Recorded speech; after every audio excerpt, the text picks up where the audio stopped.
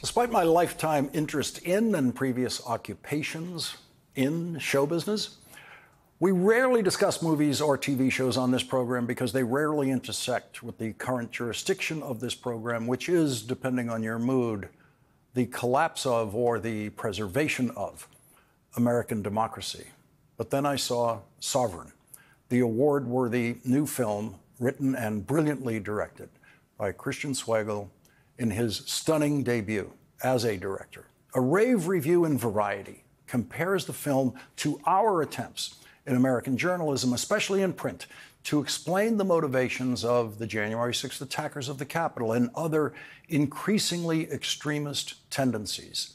Variety says, quote, "The persistent folly of these articles is that they never really truly explain the rise of the new right-wing politics. They don't explain it the way a movie like Sovereign does." Sovereign does it with love.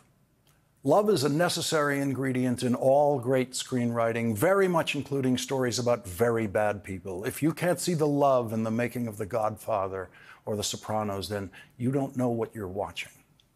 When great actors bring their humanity to scary, dangerous people, we feel something that we could never feel reading a thoroughly researched, factual article about those people. Felonious assault, forgery, theft of a car by deception, driving without a license. Please note that I am appearing today as the administrator for Jerry Kane. Oh, you're not Mr. Kane? Where's he? Jerry Kane is a person under color of law. I am here in an administrative capacity. Your Honor, Mr. Kane is in default of a principal balance of $38,400 plus 9.8% interest. Mr. Kane, are you prepared to make a payment at this time? They never validated the debt, Your Honor. What does that mean exactly? Their promissory note is invalid. Your Honor, Mr. Kane's arguments have no legal or other significance related to the bank's filing. Mr. Kane, I agree with plaintiff, and frankly, the court is not amused. Your Honor, my appearance today is merely a courtesy. Are you or are you not Jerry Kane? That name refers to a person under color of law. I'm looking for a Jerry Kane. Please sit down. Sit down.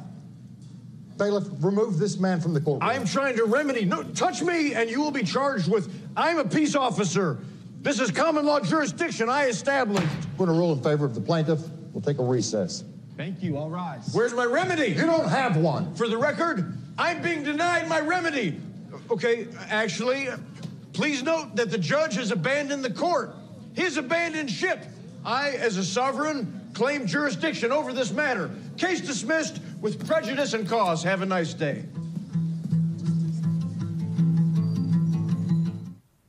If you think you know the work of Emmy-winning actor Nick Offerman, you don't, until you have seen Sovereign. Based on a true story, Nick Offerman plays Jerry Kane, a traveling salesman of sorts, selling the idea that we are all sovereign citizens and therefore government's power over us is fake. Jerry Kane believes, truly believes, deeply and honestly believes that he cannot be forced to pay taxes or have a driver's license or pay debts because he is sovereign. If you've ever had a conversation with a person in the real world who believes those things, who believes he is a sovereign citizen, as I have, and you love that person, as I do, and you feel how unreachable they are, you've already been filled with that deeply disorienting combination of sympathy and terrible fear that we all feel in every second of Nick Offerman's award-worthy portrayal of a tragically lost soul full of the burning rage of a sovereign citizen. The sovereign citizen movement has been active long before Donald Trump got into politics. And as the Variety Rave Review points out, it was, quote, creating the soil in which Trump's popularity could take root. The film doesn't mention the existence of Donald Trump. The film is not political in that sense. You won't be mired in 90 minutes of ugly politics, but rather on the edge of your seat, riveted to what reviewers are correctly calling, in the best sense of that word, a thriller. A courtroom drama, a police drama, a family drama, unlike any you have ever seen, with the constant potential for an explosion of gun violence deep in the heart of America's gun culture. violence doesn't solve anything, okay? It's not violence that we're after. Even the Bible tells us if you're gonna go and wage war against somebody, you have to kill their sheep and their goats and their chickens and their babies and their wives, okay? You have to kill them all. Right. Because what we're after here is not fighting. It's conquering. I mean, I don't want to have to kill anybody. But if they keep messing with me, then I'm afraid that's what it's going to come down to, is I'm going to have to kill. And if I have to kill one, then I'm not going to be able to stop. I just know it. I mean, I have an addictive personality. I haven't had a drink for 18 years because I can't handle this shit. You might want to clarify that just a little bit. What's the matter with what the law says about killing? The law from the Bible tells us that if you're going to do it, you have to do it right. But I don't choose to do it right. I don't want to do it at all.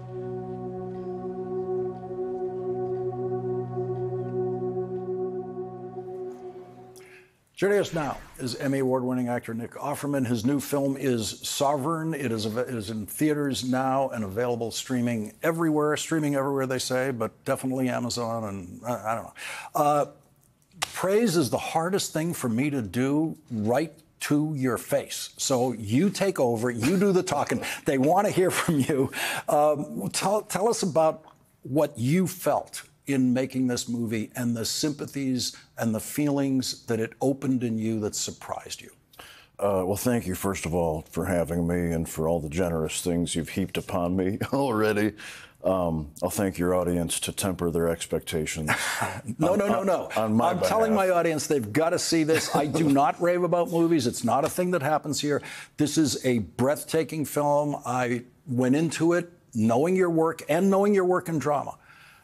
And this was just beyond anything I could have imagined and anything I could expect to see. So they need to see it, and they need to even raise their expectations. Well, I appreciate it. And as we say in the theater, if it ain't on the page, it ain't on the stage. And so if I have succeeded in pulling off my collaboration with these artists, it's because Christian Swagle's script was so sensitive and beautifully wrought. And to answer your question, from the moment I read the script, I was just struck by the, there's no partisanship. It's just a simple representation of what's happened to some people living on the fringe who are getting bad information.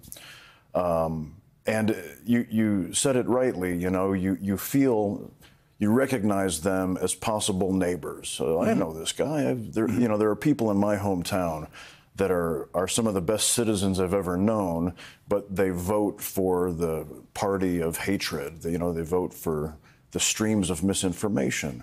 And you say, well, actually, no, they're telling you something wrong from your news channel. And they say, well, no, actually, that's a witch hunt. You're wrong. And so in the frustration of trying to combat the misinformation, the evil players, I find that my solace, it comes in trying to find medicinal writing like this script and just deliver this human story. And something that I love about the movie is there are 3 sets of fathers and sons, and the film examines the different way in which these fathers raise their sons and begs the question to all of us, what are we teaching our sons? What kind of masculinity or lack thereof are we teaching them? Is it superficial? Is it violent? Or is it loving? Is it empathetic? And I just really responded to that. I said, I can't even wrap my head around the complexities of why, but I've got to do this movie. And I'm so grateful that I did.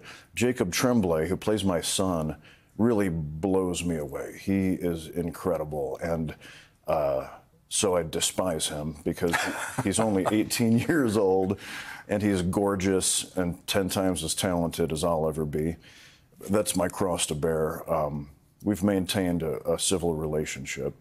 It's you're great together, and the cast is just amazing all the way through. The the sensitivity of these portrayals is so moving, and this is, for me, it's a film that lives outside of politics. Politics goes and finds all of us somewhere. I mean, every movie you make, if you want to cut away from it and say, hey, how do you think those characters voted? Like, that doesn't enter your head when you're watching most movies, but somewhere those characters went and voted. This movie is a movie about a lost soul, how that person got lost with life reversals. Everyone has experienced those things. Everyone knows that if it went really bad, they could fall farther from the lowest point that they've fallen. This is someone who has fallen lower than he knows how to deal with. That's really what the story is to me. Yeah, I agree with that, and I recognize the humanity in Jerry Kane, and it's easy to see that with a few unlucky rolls of the dice, it could happen to me or to anybody around me. My wood shop in Los Angeles works with a program called Woodworks, where we help people that are living with homelessness. We teach them woodworking skills to help them try and get on their feet where they can get employment again and get back into society. And there are people that we find experiencing homelessness that will just be like a young mother whose child broke his arm, but their medical insurance failed them and they lost their home. And this kind of thing can happen to anybody in this country. And so I'm very grateful to sort of just deliver this medicine honestly to the audience and say, let's just look at these people, and let's look at people that are making bad decisions, that are attacking government buildings and Capitol Police, for example. And instead of shaking our fists at them, let's consider how they got this way and what can we do together as neighbors to try and keep this from happening again. It is just a beautiful piece of work all the way through. And one of my dark secrets, which might be obvious to Monday night viewers of this program, is that on weekends I completely shut off from all news inputs of any kind, want nothing to do with them.